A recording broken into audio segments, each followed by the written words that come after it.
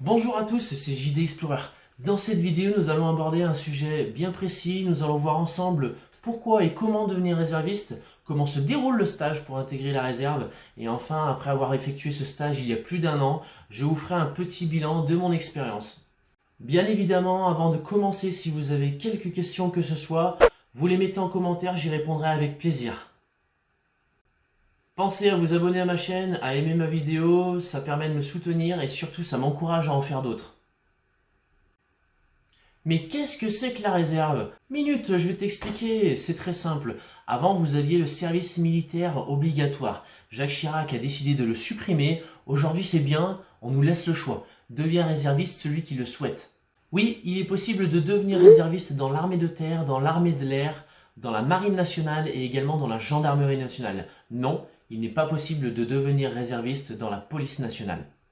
Mais pourquoi c'est pareil? Eh bien non, ce n'est pas pareil, même si leur mission est la même, c'est-à-dire le maintien de l'ordre, la protection des biens, des personnes, des institutions, l'enquête, la surveillance, eh bien en fait il y a un chiffre qui permet de les différencier, c'est celui-ci.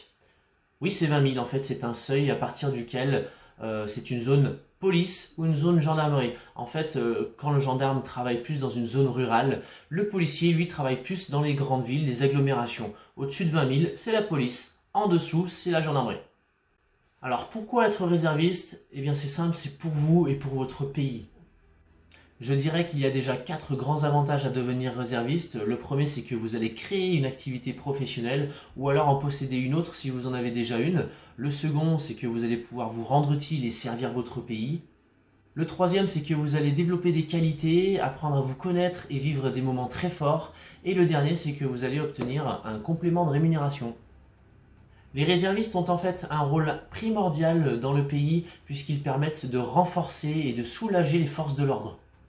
Il est difficile de savoir combien nous sommes, puisqu'en fait chaque année nous sommes de plus en plus. François Hollande a déclaré qu'en 2018 nous serions plus de 40 000. Aujourd'hui combien nous sommes?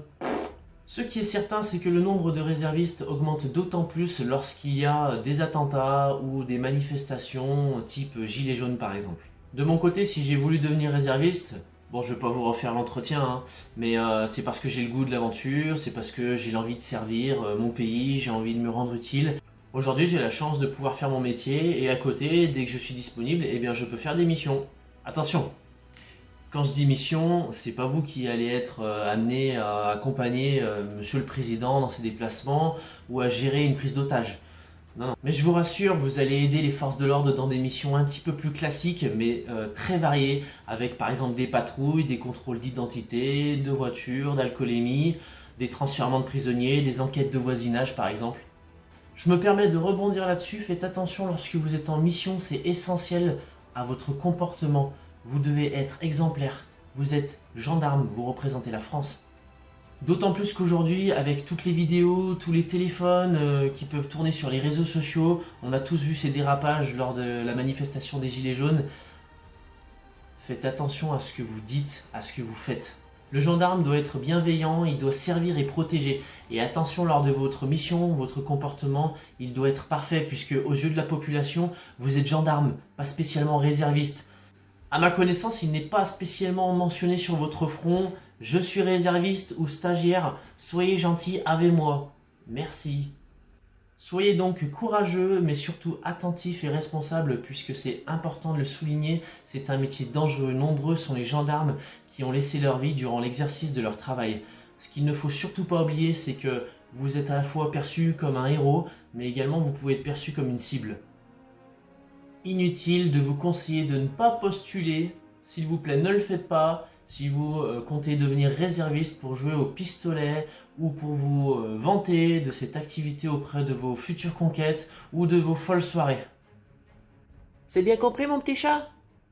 Mais comment devient-on réserviste? Eh bien déjà un petit conseil, on s'y prend à l'avance puisque la demande est forte. En général, il faut compter entre 1 et 2 ans d'attente avant d'effectuer le stage qui va vous permettre de le devenir. Bah oui mon petit coco, on ne devient pas réserviste du jour au lendemain.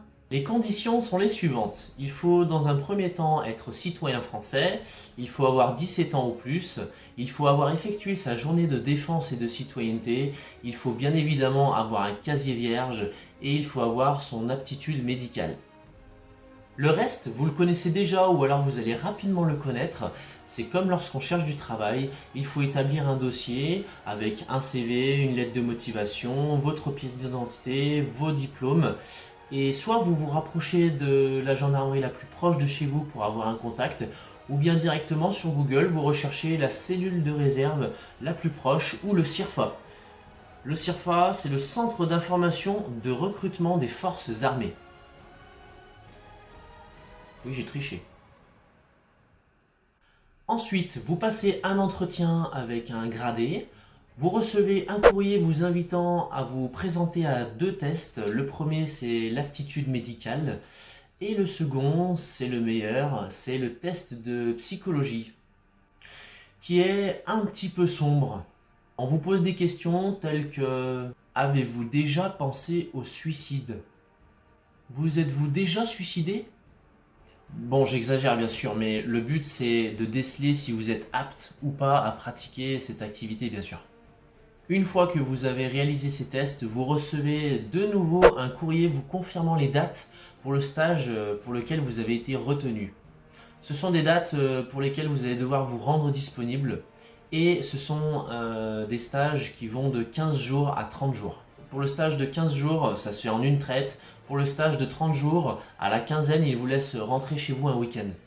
Il doit y avoir environ 80-100 réservistes par stage.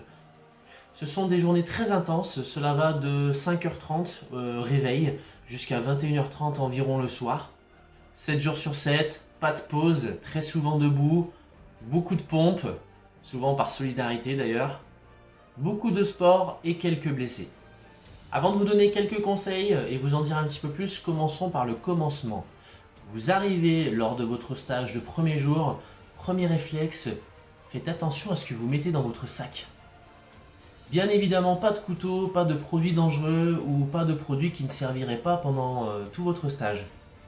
Les moniteurs, les gradés vont vous prendre vos affaires, vont les retourner et vont fouiller, tout simplement pour leur sécurité et pour la vôtre. Au préalable, dans le courrier, vous avez eu la liste de toutes les affaires qui est recommandé d'emmener. Le jour J, vous allez d'abord faire des essayages de toutes les tenues, les uniformes. Je crois qu'il est fourni des Rangers avec des polos, des t-shirts, des vestes d'été, des vestes d'hiver, des pantalons d'été, des pantalons d'hiver, un ceinturon pour équiper votre arme, vos gaz lacrymaux, votre matraque, tous vos outils pour travailler. Je vous conseille d'être propre sur vous. Lors de votre arrivée au stage, pensez à bien vous raser les hommes. Aujourd'hui par exemple, moi ça ne passerait pas. Pas de cheveux longs, pas de coupe à la PNL ou avec des oignons sur la tête. Rasez-vous tous les jours lors de votre stage puisque les chefs ils sont très regardants sur ça. En revanche, c'est pas un souci si vous avez oublié de vous raser la tête ou la barbe puisque lors de votre arrivée, eh bien on va le faire à votre place. Pour les femmes, c'est simple également, attachez-vous les cheveux, pas de vernis à ongles, pas de maquillage. En fait, c'est simple, restez naturel. Ne vous faites pas remarquer, au contraire, je dirais même, soyez discret et poli et surtout respectueux. N'arrivez pas vers votre gradé de cette manière-là. Salut mon colonel! Surtout que, je vous le précise, le salut militaire français ne ressemble pas du tout à celui qui est américain, donc évitez les stéréotypes. Vous allez effectuer ce stage en équipe, vous ne serez jamais seul. Faites donc preuve de savoir-vivre et surtout apprenez le jargon militaire et également les bonnes règles de vie. Pour exemple, dans le jargon militaire, on ne va pas saluer son adjudant en disant « Bonjour, ça va adjudant ?» Non, il faut dire « Mes respects mon adjudant ». On ne s'appuie pas contre un mur, on se tient droit, on parle correctement, on ne dit pas « Ok, ça marche », on dit « oui » ou « reçu »,« entendu ». Vous allez peut-être faire quelques boulettes pendant votre stage, volontaire ou involontaire, mais le but c'est d'apprendre. Vous allez peut-être comme moi être fatigué et vous endormir en cours, ce n'est pas grave, votre chef a la solution, il va vous inviter à vous lever gentiment et être debout pendant tout le cours. Comme ça on est sûr que vous ne vous endormez plus. Vous allez peut-être comme moi partager votre talent de chanteur pendant que vous êtes dans les rangs. Ce n'est pas grave, vous allez faire un compte rendu et vous allez recopier tout ceci pour le chef. La formation est très intense entre les cours théoriques et les cours pratiques. Vous dormez peu la nuit. et vous êtes énormément sollicité. C'est normal, on vous propose en fait d'apprendre un métier ou du moins une grande partie de ce métier en 15 jours ou en un mois. La journée type, 5h30, on se réveille, on passe le balai dans sa chambre, on fait son lit à la manière militaire, attention parce que des fois il y a des contrôles et il n'y a pas de pardon. Ensuite à 6h vous devez être en bas en rang, s'il manque un absent, c'est pas grave, à 6h du matin, vous pompez. Vous allez aux messes pour petit déjeuner, à 7h c'est le lever du drapeau et là votre journée commence et vous avez un planning à respecter. Donc ça oscille entre les cours théoriques et les cours pratiques. Les cours théoriques sont très intéressants, ça va de l'application des lois jusqu'aux règles d'alcoolémie, enfin ça aborde à peu près tous les sujets. Et les cours pratiques c'est le meilleur, c'est le sport. C'est le combat à main nue, l'autodéfense, savoir donner des coups de poing, savoir donner des coups de pied, la bagarre. Interpellation d'un individu, contrôle d'identité, maîtrise d'une arme à feu. Pensez à prendre pendant toute la durée de votre stage des barres de céréales ou des gâteaux pendant les cours, ça évite de s'endormir et pendant les efforts physiques ça peut énormément aider. Vous allez vivre durant ce stage des moments très forts, très intenses et vous allez devoir être soudé à votre peloton si vous voulez avancer très loin. Durant votre stage, toute faute sera récompensée par des pompes. Le principe il est très simple. Si vous pompez, les gens autour de vous, par solidarité, doivent pomper. Si une personne pompe devant vous, vous devez pomper par solidarité. Attention, mon petit conseil, si vous n'aimez pas les pompes, c'est de vous cacher. Puisque si vous êtes devant une personne qui pompe, soit vous prenez l'initiative de pomper, soit vous attendez qu'un chef vous demande de pomper et parce que vous n'avez pas pris cette initiative-là, vous allez encore plus pomper. Je dois bien sûr vous dire que vous devez être autant préparé mentalement, mais surtout physiquement, puisque vous allez avoir à faire beaucoup de sport, vous allez être testé sur ce point-ci. Attention à ne pas vous blesser, puisque le fait de vous blesser, eh bien, ça veut dire l'arrêt de votre stage. Dans votre équipe, dans votre peloton ou autour de vous, si une personne a envie de quitter le stage, ne la retenez pas. C'est son choix et il ne faut dans ce stage que des personnes qui sont sûres d'elles. Vous allez adorer vos moniteurs et vos chefs puisque même s'ils vont vous faire pomper assez souvent, en fait ce sont des gens qui sont très bienveillants et surtout ils ont beaucoup d'humour. Durant tout le long de ce stage, vous allez être jugé sur vos performances sportives, mais vous allez également devoir passer des épreuves écrites. Certaines sont éliminatoires, d'autres non. Et comme chaque militaire, comme chaque gendarme et réserviste, vous allez devoir faire preuve d'esprit d'équipe et vous allez être jugé là-dessus aussi sur votre capacité à vivre en communauté, sur votre capacité à fédérer une équipe ou à prendre le leadership. Vous allez également passer de nombreuses heures à marcher au pas cadencé en chantant. C'est très intéressant, ça vous permet de vous synchroniser et vous allez souvent le répéter. Dans le jargon, on appelle ça driller. À la fin de chacune de vos journées, pensez à bien nettoyer vos chambres et également à faire vos TIG, les travaux d'intérêt généraux, c'est-à-dire nettoyer les parties communes, les couloirs, les toilettes, etc. Durant tout le stage, vous allez pouvoir avoir un memento. Le memento va vous permettre d'avoir tous vos cours. Vous pouvez également prendre des notes si vous voulez qui sont personnelles ou non. Dans ce memento, vous allez pouvoir retrouver une synthèse de tous vos cours. Profitez-en lorsque vous avez 5 minutes ou le soir avant de vous endormir pour réviser, puisqu'il y a des épreuves qui sont plus ou moins simples, mais il y en a surtout certaines où vous allez devoir apprendre certaines choses par cœur. À la fin de votre stage, vous allez obtenir des diplômes. Soyez sérieux dans chacun de vos tests puisqu'ils sont importants. Rater un de ces tests va peut-être être pénalisant pour vous. Je vous donne un exemple que je trouve à la fois marrant mais surtout dommageable. C'est une personne pendant mon stage qui a réussi son test pour l'arme à feu. Ça veut dire que c'est une personne qui pourra pendant ses missions porter l'arme à feu puisqu'il la maîtrise. En revanche, il y a un autre test qu'il a échoué, c'est le test pour le bâton télescopique. Donc pendant ses missions, il aura l'arme mais il n'aura pas le bâton télescopique. À la fin de votre stage, lorsque vous avez passé tous ces tests, vous n'avez plus qu'à récupérer vos diplômes. Vous récupérez également votre fiche d'évaluation que votre chef vous a faite. Vous commencez à dire au revoir malheureusement à vos camarades. C'est un moment qui est assez émouvant puisque intervient aussi la cérémonie du dernier jour. Donc votre famille, vos amis peuvent venir. Vous marchez au pas cadencé comme vous l'avez fait durant 15 jours ou un mois, mais vous êtes bien entraîné donc ça rend plutôt bien. Lors de cette cérémonie de fin de stage, vous allez ressentir beaucoup d'émotions comme tous les matins lors du lever du drapeau ou du chant de la Marseillaise. Vous allez être fier de vous, vous allez avoir des frissons. En tout cas, c'est certain, si vous aimez l'aventure, si vous avez le goût de l'effort, vous allez adorer ce stage. Au fait, on va vous le dire, ce stage n'est pas rémunéré, seuls les 3 derniers jours le sont, puisque c'est à partir de ce moment que vous signez votre contrat. C'est un contrat qui va de 1 à 5 ans. Nous arrivons dans la dernière partie, un peu plus d'1 an après avoir effectué ce stage. Où en sommes-nous? J'ai effectué pour le moment une quinzaine de missions, ça correspond à peu près à une mission par mois. Toutes se sont très bien passées et j'ai été évalué également.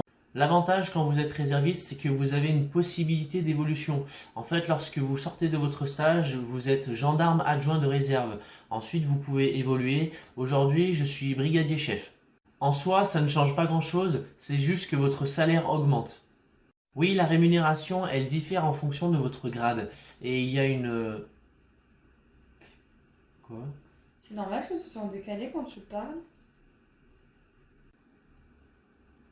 Petit bonus pour votre rémunération, vous n'êtes pas imposable, vous ne payez pas d'impôt là-dessus.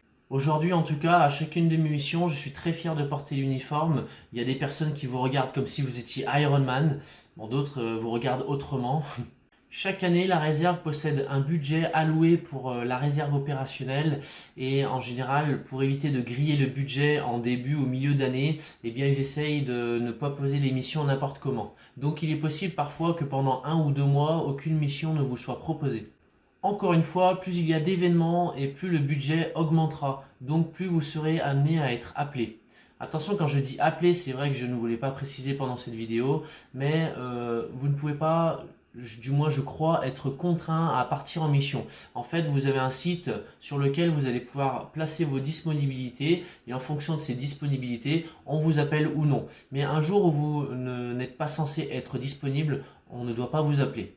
Il me semble. Plus tard, si vous souhaitez intégrer la gendarmerie active, en fait, vous allez pouvoir passer le concours en interne. Celui-ci est plus simple qu'évidemment le concours en externe. À toutes les personnes qui hésitent à devenir réserviste, j'ai envie de vous dire, lancez-vous, puisque c'est en essayant que vous verrez si ça vous plaît ou non. Il me semble avoir fait le tour à peu près de tous les sujets par rapport à la réserve. Si vous avez encore une fois des questions, n'hésitez pas à me les mettre en commentaire. Abonnez-vous, aimez cette vidéo. En tout cas, ça a été un plaisir pour moi de vous donner mon expérience. Et sur le côté, comme d'habitude, je vous mets 2 vidéos que vous allez pouvoir trouver. Ce sont 2 vidéos qui concernent ma chaîne principale. Je vous remercie en tout cas de m'avoir écouté et je vous dis à très bientôt. Salut!